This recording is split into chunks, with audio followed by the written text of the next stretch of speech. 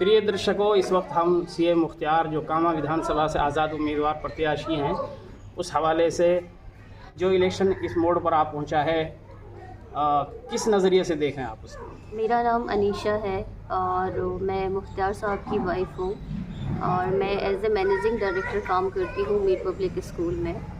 और अगर हम बात करें इलेक्शन की, तो इलेक्शन के बारे में मैं ये कहना चाहूँगी कि अल्हम्दुलिल्लाह बहुत अच्छे हालात हैं। हम लोग कई गाँव में घूमे भी हैं, बहुत सारे लोगों से मिले भी हैं। तो हमने पाया है कि अभी ऑलमोस्ट ईच एंड एवरी गांव और जो यूथ है वो सभी लोग हमारे साथ हैं। आप किन मुद्दे और लेकर जनता के बीच में जा रहे हैं जिससे जनता आपके साथ जुड़े, आपको वोट करे, आप पर एतमाद करे? ऐसे क्या मसाइल हैं, क्या कहेंगे? इस बारे में मैं ये कहना चाहूँगी कि हमारे काफ़ी सारे मुद्दे हैं जिन पे जो कुछ ऐसे प्रॉब्लम्स हैं जिनके साथ हम काम करना चाहेंगे। उनमें ये भी है कि हम रोड बनवाएंगे, आपका रोड आपका अच्छा होना चाहिए, आपके पास पेयजल सुविधा बहुत अच्छी होनी चाहिए, आपके इलाके में अच्छे क्या बोलते हैं हॉस्पिटल्स आपके पास होने चाहिए, स्पेशली जच्चा बच्चा केंद्र आपके पास होने चाहिए। उसके अलावा हम एजुकेशन पे काम करेंगे, क्योंकि हमें ये लगता है कि एजुकेशन ही एक ऐसी चीज़ है जिससे हम सारे मसले मसाइल्स को दूर कर सकते हैं अगर हमने अपने कौम को पढ़ा दिया तो। आप लोगों का बैकग्राउंड है, जो मिशन है वो तालीम है, उसके लिए आप लोगों ने यहाँ पर क्या किया है? देखिए, मैं बताना चाहूँगी कि मैं अलवर से बिलोंग करती हूँ। मेरे फादर का नाम है मिस्टर नूर मोहम्मद। वो खुद भी एजुकेशन के सेक्टर में उन्होंने बहुत काम किया है। उनकी स्कूल भी है, उनका एक संस्था भी है जिस पे उन्होंने एजुकेशन को लेके काम किया है। और उन्हीं की इंस्पिरेशन के थ्रू हम लोगों ने भी एक स्कूल स्टार्ट किया है। कामा पहाड़ी में है ये, इसका नाम है मीर पब्लिक स्कूल। और हम लोगों ने फुली रेजिडेंशियल स्कूल स्टार्ट किया है। उसके पीछे हमारा जो एम था वो ये था कि देखिए, एजुकेशन तो मिलती है, अभी भी गाँव में एजुकेशन है, ऐसा नहीं है कि लोग पढ़ नहीं रहे हैं, लेकिन उसमें हो क्या रहा है कि बच्चे वापस जब घर आ जाते हैं तो सेम माहौल में आ जाते हैं। तो अब भी जैसे हमारे हालात हैं उसमें हमें एक क्वालिटी हमें अपनी एजुकेशन में मेंटेन करनी पड़ेगी। और वो जब हो सकती है जब हम अपने बच्चों को अपने पास रखें 24 घंटे। हम जैसा उन्हें बनाना चाहते हैं उस माहौल को हमें उन्हें देना पड़ेगा। इसी को मद्देनज़र रखे हम लोगों ने मीर पब्लिक स्कूल स्टार्ट किए। कांबा असेंबली हल्के में हम जिस तरह देख रहे हैं, घूम रहे हैं और जनता से उनके ख़यालात व्यू ले रहे हैं, बुनियादी तौर पर यहाँ बुनियादी सहूलियात को लेकर बहुत ज़्यादा घोर है, अभाव है। ख़ास तौर से अगर पानी की सड़क, रास्ते और लचर बिजली व्यवस्था, क्या कहेंगे?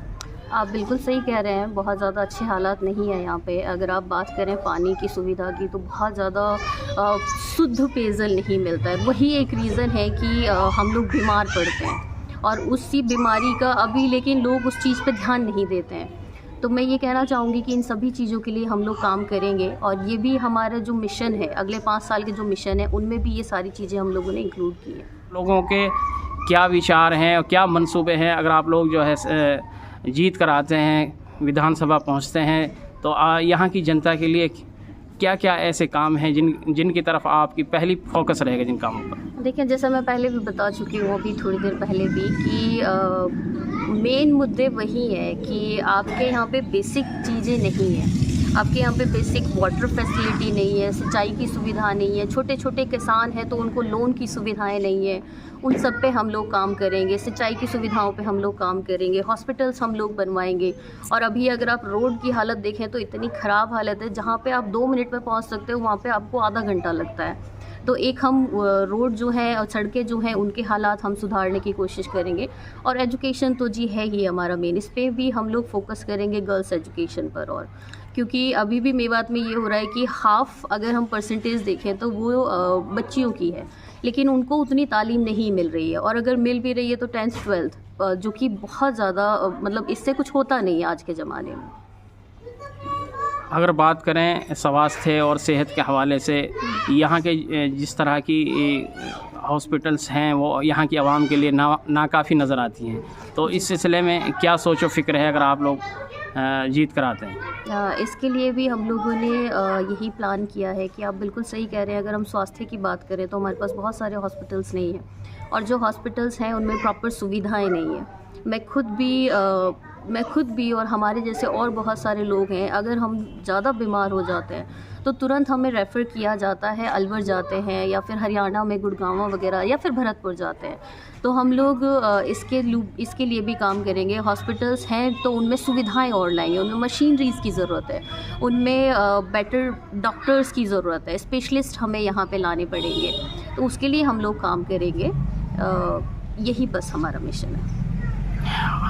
आखिरी सवाल, जनता की कामा की जनता जो कल के बजाय परसों वोट करेगी, तो उसके लिए क्या पैगाम देंगे, क्या कहेंगे?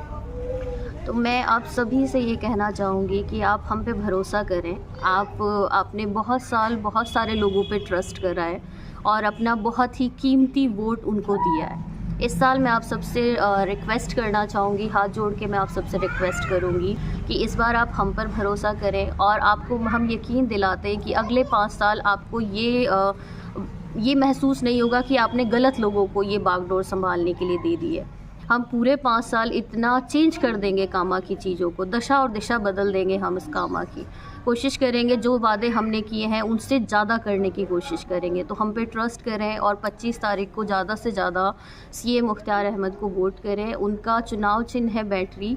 तो प्लीज़ आप सब जाएं और ज़्यादा से ज़्यादा संख्या में वहाँ जा कर के वोटिंग करें। जिस तरह लोगों का उमड़ता जनसैलाब अभी तक जो रहे हैं, वो कहीं ना कहीं वो कितने कामयाब हैं, क्या कहेंगे? इसके लिए मैं ये कहना चाहूँगी कि देखें, आप सब ने देखी है, बहुत सारे लोग कह रहे हैं कि जी हरियाणा की भीड़ है, बहुत सारे लोग कह रहे हैं जी बीजेपी से कनेक्टेड है। कैसे हम बीजेपी से कनेक्टेड हो सकते हैं? हमें तो टिकट ही नहीं दिया है, ना तो कांग्रेस ने दिया ना तो उसने दिया, तभी हम निर्दलीय उम्मीदवार हैं। दूसरा मैं ये कहना चाहूँगी कि ये जो सैलाब आ रहा है हमारे साथ, इतने सारे लोग आ रहे हैं, इनको देख करके बस हम दिन रात अल्हम्दुलिल्लाह पढ़ते हैं, हम शुक्र करते हैं अल्लाह का कि ये लोग हमारे साथ हैं। हम जानते हैं, हम लोग लोगों से मिल रहे हैं, हमें मालूम है कि बच्चा हमारे साथ है। हम कई गांव में गए हैं, खुद मैं गई हूँ, तो जब हम वहाँ जाके देखते हैं तो वहाँ जैसे ही हम एंट्री करते हैं तो बहुत सारे लड़के हमें मिलते हैं, यूथ हमें मिलता है, क्योंकि इस बार जो इलेक्शन हो रहा है उसकी ताकत ही यूथ है। यूथ हमें मिलता है, वो बोलता है कि भाई आप आगे मत जाओ, आपको ज़रूरत नहीं है आगे जाने की, यहाँ तो हमने सब कुछ संभाला हुआ है। कुछ 1-2 जगह वो हमें बताते हैं जहाँ हमें ज़रूरत है मेहनत करने की, वो बोलते हैं वहाँ जाके आप अपना काम करो, यहाँ जो 1-2% लोग हैं उन पे हम खुद काम करेंगे। तो अल्हम्दुलिल्लाह बहुत अच्छा रिस्पांस है, बहुत अच्छा लग रहा है सब जा करके। और अभी भी आज भी सेशन में है एक मीटिंग, तो आप वहाँ पे भी जाके देख सकते हैं कि लोग वाकई में हमारे साथ हैं, अपना सब कुछ अपना लगा के साथ है, ऐसा सारा कुछ भी नहीं है। लोग तन मन धन पूरी तरह से हमारा साथ दे रहे हैं। तो इसके लिए हम अल्हम्दुलिल्लाह बहुत अच्छा फ़ील करते हैं कि हम बस सिंपल लोग हैं, उन पे ट्रस्ट कर रहे हैं लोग। तो बस इस ट्रस्ट को एज ए वोट और आप रजिस्टर करा दें, तभी जाके हम लोग कामयाब हो पाएंगे, हम और आप कामयाब हो पाएंगे। गुस्से और आक्रोश की आपकी नज़रिए से क्या वजह है? देखिए, मैंने जितना समझा है, मैंने इतना ही समझा है कि काम नहीं हुआ है और लोगों ने उन्हें अपना समझ के वोट किया है, अपना समझ के उन्होंने ये कहा है कि भाई ये हमारे में से हैं तो ये हमारे साथ विकास करेंगी, हमारे साथ हमारे लिए खड़ी रहेंगी। लेकिन जिस तरह की चीज़ें हमें मालूम चली है, होता क्या है कि वही आप वोटिंग उनको दे देते हैं, वो लोग जीत जाते हैं, उसके बाद वो गुड़गांव उधर जाके अपना रेजिडेंस रखते हैं। तो यहाँ के जो लोग हैं वो अपनी समस्याएँ जाके किसको बताएं? कोई हैंडल करने वाला ही नहीं है। आई थिंक यही एक मेन रीज़न है कि प्रॉब्लम्स बहुत हैं और उनके सॉल्यूशन के लिए उनके पास कोई नहीं है, जबकि उन्होंने बहुत भरोसे और बहुत एतमाद के साथ अपना वोट दिया था। एक आम शिकायत है, जीतने के बाद एमएलए विधायक मेवात के ख़ास तौर से हम बात करें, वो फ़ोन नहीं उठाते हैं। तो क्या आप लोग भी इसी श्रेणी में गिने जाओगे अगर जीत कर आते हैं? क्या कहेंगे इस पे? देखिए सर, हमने इस चीज़ को समझ गए कि देखें 200, 250, 300 गांव हैं हमारे पास, है ना। बहुत सारे लोग होंगे, बहुत सारी प्रॉब्लम्स होंगी, तो हम कोशिश करेंगे कि हम देखें एक जगह, अगर हम किसी भी जगह को हम ये कहें कि जी हम तो कामा में बैठ रहे हैं और आप यहीं कॉल करो, और हम एक नंबर उनको प्रोवाइड कराते हैं, तो पॉसिबल ही नहीं है कि एक इंसान इतने सारे लोगों के फ़ोन उठा सके, और अगर उठा भी लेगा तो उन सारी प्रॉब्लम्स का सॉल्यूशन नहीं कर पाएगा, क्योंकि मिस हो जाती है चीज़ें। तो हम कोशिश ये करेंगे कि हम अलग अलग जगहों पे, जैसे अभी हम लोग वोटिंग के लिए अलग अलग जगहों पे हमने बूथ बनाए हुए हैं, तो हम ये कोशिश करेंगे कि हम अलग अलग जगहों पे अलग अलग लोगों को फ़ोन नंबर्स वहाँ पे प्रोवाइड करें, वहाँ ज़िम्मेदार लोगों को हम लोग अपने साथ मिलाकर काम करें। देखिए सर भी ये कह रहे हैं कि हमें जो खड़ा किया गया है वो उलेमाओं के द्वारा खड़ा किया गया है ना, तो ये जो हम ये भी कह रहे हैं कि ये टिकट ना हमारा कांग्रेस का है ना हमारा बीजेपी का है, हमारा टिकट है जनता का टिकट। तो जनता का टिकट होने का मतलब ये है कि हमारी प्रॉब्लम्स और हमारे सॉल्यूशंस भी हम लोग किसके साथ मिलके काम करेंगे, जनता के साथ मिलके काम करेंगे। तो हम लोग ये कोशिश करेंगे कि हम ज़्यादा से ज़्यादा अपना वो बना सकें, अलग अलग जगहों पे ऑफिसेस खोलें, अलग अलग जगहों पे रिस्पॉन्सिबिलिटीज़ रखें, और कोशिश करेंगे ये कि हम खुद उन सारी चीज़ों को देखें। ऐसा नहीं कि हमने किसी थर्ड पर्सन को दे दिया है, क्योंकि जिम्मेदारी हमने ली है, जिम्मेदारी हमने ली है तो उठाएंगे भी हम उसको, और हम पूरी कोशिश करेंगे कि ईच एंड एवरी वन हम लोगों से सेटिस्फाइड रहे, जब भी जिसको भी हमारी ज़रूरत पड़े तो हम वहाँ मौजूद रहें। वोट डालने के हवाले से अहमियत और उसकी इफादियत और उसकी जो ताकत है, उस हवाले से आवाम के लिए क्या पैगाम? देखिए मैं आप सबसे ये कहना चाहूँगी कि वोट डालना सिर्फ ये नहीं है कि आप गए और आपने डाल दिया, ठीक है भाई डाल दिया, ऐसा नहीं है। वोट डालने से पता ये चलता है कि आप लोग किसको चाहते हैं और आप लोग क्यों चाहते हैं उसको। फॉर एग्ज़ाम्पल अगर आपने अब की बार बैटरी को दिया तो इसका मतलब ये है कि आप अपना डायरेक्ट मैसेज ऊपर तक लोगों को पहुंचा पाएंगे। वो जो सत्ता में जो लोग बैठे हुए हैं उनको आप ये कह पाएंगे कि भाई हम आपके काम से संतुष्ट नहीं हैं, यानी कि हमें और चीज़ें चाहिए। आप अपनी उनको ये बता पाएंगे कि असल मालिक हम हैं, आप मालिक नहीं हो, आप जो उस कुर्सी पे बैठाए गए हो आप मालिक नहीं हो, मालिक है हम, और हम जब चाहें तब तुमको उस कुर्सी से हटा सकते हैं। ये लेकिन पॉसिबल कब होगा, जब आप ज़्यादा से ज़्यादा संख्या में जाएंगे, ज़्यादा से ज़्यादा आप वोटिंग कराएंगे, अपने साथ अपने घर वालों को लेके जाएं और उनको सही तरीका सिखाएं। देखिए होता क्या है कि हम वोट डालने जाते हैं, लेकिन कई बार ऐसा होता है कि हमारी बहुत सारी वोट ख़राब हो जाती है।